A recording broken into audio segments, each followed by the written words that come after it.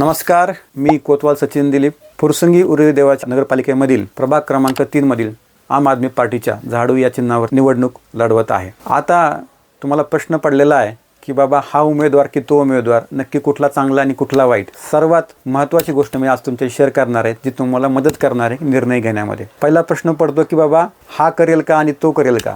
तर मी तुम्हाला खात्रीने सांगतो की मी ज्या पक्षात येतो त्या पक्षाने ह्या गोष्टी ज्या चांगल्या आम्ही ज्या बोलतोय त्या करून दाखवल्यात आणि एक नाही तर दोन राज्यामध्ये करून दाखवल्यात। हा पहिला मुद्दा। दुसरा मुद्दा, आत्ताचे जे प्रस्थापित करत नाहीत आणि मी का करेल। मग प्रस्थापित का करत नाही तर प्रस्थापितांकडे आहे त्यांचं टँकर, ज्याच्यामुळे ते टँकर कधी बंद पडू देणार नाही, फुकटचा पाण्याचा पैसा ते गमावणार नाही। दुसरी, त्यांच्याकडे आहे मोठ्या मोठ्या बिल्डिंग ज्या शाळांसाठी बांधल्या जातात, प्रायव्हेट शाळांसाठी मोठ्या बिझनेससाठी बांधल्या जातात, त्या बिल्डिंगचं भाडं आणि ते बंद करणार नाहीत आणि म्हणून ते सरकारी शाळा सुधारणार नाहीत। तिसरी गोष्ट, PMPL आम्ही सांगितलेलं आहे, त्याच्यामध्ये जे यांचे कोणी नातेवाईक असतील ज्यांच्या बसेसच्या बिझनेस आहेत तेच बसेस भाड्याने लावायचे, त्यांना चालवायचे आहेत। आणि त्याचबरोबर जे आपल्या भागातले रिक्षा चालक आहेत, मी त्यांच्या काही विरोधामध्ये नाही, परंतु त्यांच्याशी वाद घ्यायचा नाही की त्यांचेच कार्यकर्ते आहेत, त्यांनी त्यांचा बिझनेस नक्की करायला पाहिजे, पण जिथं अडचण आहे तिथं मात्र आपल्याला सर्व्हिस देणं गरजेचं आहे। आणि त्याच्या पुढे जाऊन आरोग्य व्यवस्था, राजकारण्यांच्या मित्रांचे बरेचसे मोठे मोठे प्रायव्हेट हॉस्पिटल्स आहेत आणि त्या हॉस्पिटल्सवरती कुठंतरी त्याचा फरक पडू शकतो। त्या हॉस्पिटल लागणाऱ्या ज्या बिल्डिंग्ज आहेत हे यांच्या आहेत, यांना भाडं मिळतं त्याच्यामधनं आणि त्यामुळे त्यांना वाटतं की सामान्य माणसाला सुविधा, जी आरोग्य सुविधा आहे ती फ्रीमध्ये मिळू नये, म्हणून हे कधीच मोहल्ला क्लिनिक असेल किंवा तुमचा प्रभाग क्लिनिक म्हणा, त्याला मोहल्ला म्हटलं हिंदीमध्ये आणि इकडे प्रभाग एवढाच फरक पडतो। दुसरी गोष्ट, हे तुम्हाला प्रशिक्षण आणि रोजगार देत नाही, कारण जसं मी आधी सांगितलं माझ्या आधीच्या व्हिडिओमध्ये की यांना तुम्हाला फ्रीचे कार्यकर्ते म्हणून वापरायचे आहेत। मला ते कार्यकर्ते फ्रीचे म्हणून नको, गरज पडली तर मी तुम्हाला पेड कार्यकर्ते म्हणून ठेवेल, पण मला फ्रीचे कार्यकर्ते, टेम्पररी कार्यकर्ते अजिबात नको, जे इलेक्शनमध्ये बुलेट वाजवतील, फटाके वाजवतील। आणि म्हणून मी तुम्हाला रोजगार आणि प्रशिक्षण देणार। याच्या पुढची जी गोष्ट आहे ती म्हणजे कचरा व्यवस्थापन।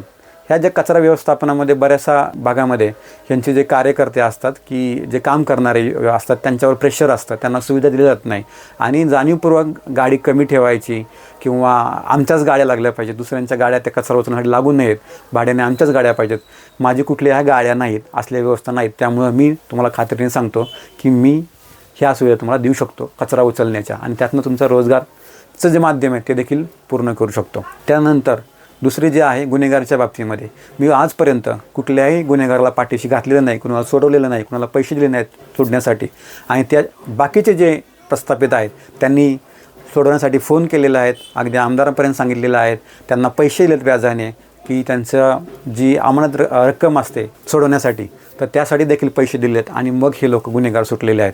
अगदी ते एका अशा विळख्यामध्ये सापडतात की त्यानंतर बाहेर पडत नाही आणि वारंवार त्यांना ह्या प्रस्थापितांकडे जायला लागतं सुटण्यासाठी, पोलिसांकडून मदत घेण्यासाठी। परंतु माझं प्रामाणिक मत आहे की यांनी या गुन्हेगारी व्यवसायामध्ये किंवा त्या मार्गाला जाऊच नाही माझ्या तरुण मतदारांनी किंवा माझ्या तरुण मित्रांनी, आणि त्यामुळं मी याच्यामध्ये पडणार नाही आणि त्याच्यातनं आपोआपच आपला परिसर जो आहे तो गुन्हेगारीमुक्त आणि रोजगार मिळाल्यावरती हा तरुण जाईलच कशाला तिकडं व्यसनामध्ये आणि गुन्हेगारीमध्ये जाणारच नाही। अशा ह्या सुविधा आम्ही सांगतोय की प्रस्थापित बरेच तुम्हाला व्हिडिओ रेकॉर्डिंग त्यांच्या गाड्या फिरतात आहेत, आम्ही हे करू, आम्ही ते करू, आम्ही सगळं करू, परंतु हे करत नाही आणि मी वेगळा का याचं मी बऱ्यापैकी पूर्णपणे तुम्हाला माहिती दिलेली आहे की माझ्या पाठीमागं कोणीही खानदानामध्ये आजोबा पणजोबा चुलत्या पुतना कोणीही जवळचे राजकारणामध्ये नाहीत। राजकारणामध्ये यायचं एकमेव कारण म्हणजे तुम्हाला काहीतरी वेगळं करून दाखवायचं आहे।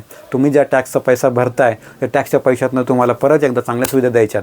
उदाहरणादाखल सांगतो, तुम्ही आपल्या कॉलनीमध्ये प्रत्येक वार्डमध्ये कमीत काय नाही म्हटलं तर 500 घरं आहेत आणि 500 घरामध्ये प्रत्येकजण सरासरी 50,000 टॅक्स भरतो आहे, तर कमीत कमी 2.5 कोटी वर्षाला आपण जमा करतो आहे महानगरपालिकेला।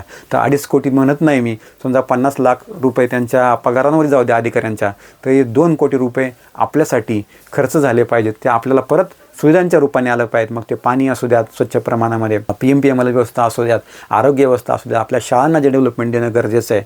शाळांची डेव्हलपमेंट फक्त इमारतीपुरती किंवा चकाचक दिसण्यापुरती नाही, तर शिक्षकांना प्रशिक्षण आणि त्याचबरोबर आजच्या घडीला जे लागणारं प्रशिक्षण आहे पुढच्याला। आज चायनामध्ये लहान मुलं अगदी रोबोट बनवतात आहेत, त्या पद्धतीचं शिक्षण घेतात आहेत, असेंब्लिंग करतात वेगवेगळ्या मोबाईलचं आणि कुठल्या वेगवेगळ्या इलेक्ट्रॉनिक डिव्हायसेसचं, पण आपली मुलं अजूनही खूप त्या प्रमाणामध्ये खूप महाग आहेत आणि तिकडून घेऊन जायचे असेल तर त्या प्रमाणाचं त्या प्रकारचं ट्रेनिंग त्यांना आपल्या लहानपणापासूनच देणं गरजेचं आहे, हळूहळू देणं गरजेचं आहे. मी म्हणत नाही की पहिलीलाच द्या आणि लगेच त्यांना इलेक्ट्रॉनिक डिव्हाइस जोडायला लावा, असं नाही, परंतु त्या दृष्टीने प्रयत्न होणं गरजेचं आहे. म्हणून माझी कळकळीची विनंती आहे माझ्या सगळ्या मतदार बांधवांना, माझ्या सगळ्या मित्रांना, की यावेळेस खात्रीने आपल्या गंगानगर अवधूतनगर भागातून मला भरघोस मताने निवडून द्या, जेणेकरून मी तुमची स्वप्न तुमच्याच टॅक्सच्या पैशातून रूपाने पूर्ण करेल याची पूर्णपणे खात्री देतो. धन्यवाद.